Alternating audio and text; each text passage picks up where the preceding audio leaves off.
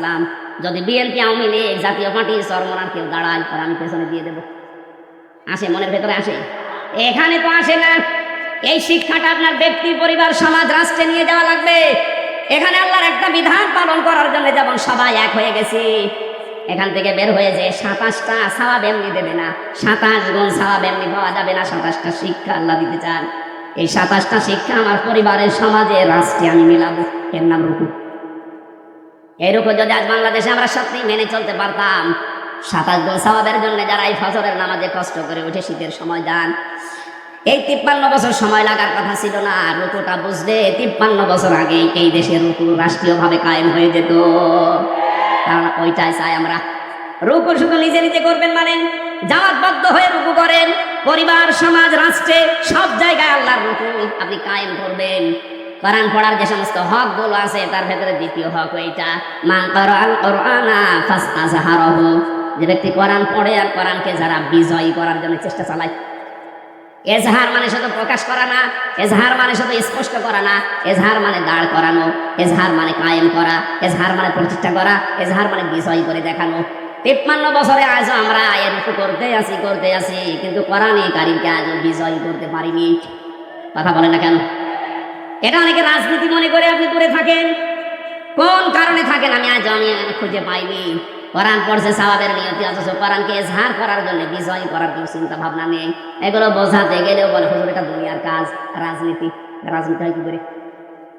ফাসতাযহারাহু শব্দটা যারা বোঝে, অভিধান যারা বোঝে, আধুনিক অভিধান বেত্তা যারা লিখছে যে ফাসতাযহারাহু মানে কোরআনকে যারা বিজয়ী করার চেষ্টা চালাবে, এই মানুষগুলো কোরআন পড়লে যে 4টা শর্ত আছে তাদের দ্বারাই আদায় হবে। কোরআন পড়তে হবে শুদ্ধ করে, কোরআন বুঝতে হবে, কোরআন নিজে মানতে হবে, 4 নাম্বার কোরআন মানুষকে মানাতে হবে।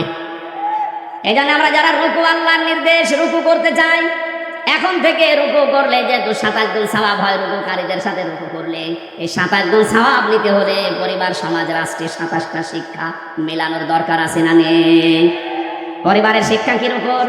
সম্মানিত মা বোন যারা এসেছেন, দেখলাম বহু মহিলা বসে আছে বিভিন্ন জায়গায়। মা বোনদের রুকু হচ্ছে শুধুমাত্র মাজা ঝুঁকিয়ে না, এটাই শেষ না। আপনি 4টা কাজ করবেন দুনিয়াতে: নামাজ পড়া, রোজা রাখা, আর কালো বোরকা পরলেই মনে করছেন আমি জান্নাত পেয়ে গেছি। জীবনও না। নেককার সৎ যোগ্য মহিলা জান্নাতের জন্য, যোগ্যতা সম্পন্ন হওয়ার জন্য 4টা কাজ করা লাগবে। তিরমিজি শরীফ। 1 নম্বরে ইদা নাজারা ইলাইহা সাররাতুহু, যখন আপনার স্বামী বাইরে থেকে এসে আপনার দিকে তাকাবে, স্বামীকে আনন্দ দেবেন। কথা বুঝতেছেন?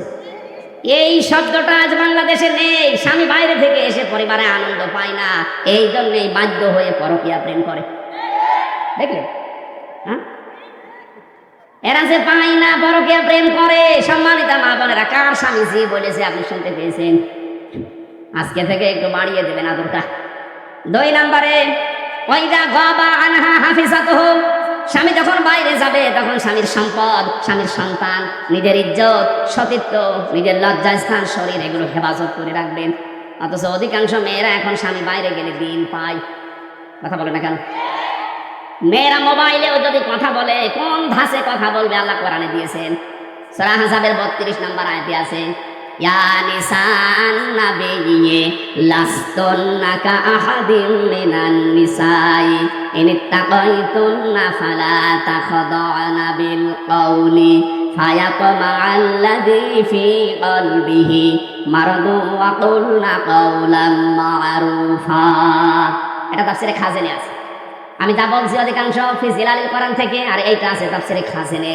আল্লাহ ডাক দিয়েছেন, হে নবীর স্ত্রীরা, পর্দার আড়াল থেকে। তখন নাই পর্দার আড়াল থেকে, কিন্তু এখন অর্থ হবে মোবাইলে, ফ্যাক্সে, ফোনে।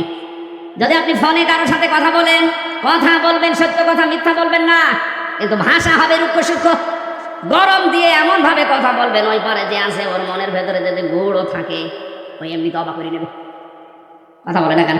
হ্যাঁ, শুধু 14 জন পুরুষ বাদ দিয়ে, 14 জন পুরুষ যাদের সাথে আপনার বিবাহ করা হারাম, আপনার আপন ভাই, আপনার বাবা, আপনার বোনের ছেলে, আপনার ভাইয়ের ছেলে।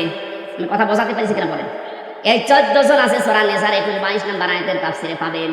এই 14 জন পুরুষ মানুষ বাদ দিয়ে যদি কাবার ইমাম আব্দুর রহমান সুদাইসিও কল দেয়, আপনি কথা বলবেন সঠিক কথা, কিন্তু ভাষা এমন করবেন। কথা বুঝতেছেন?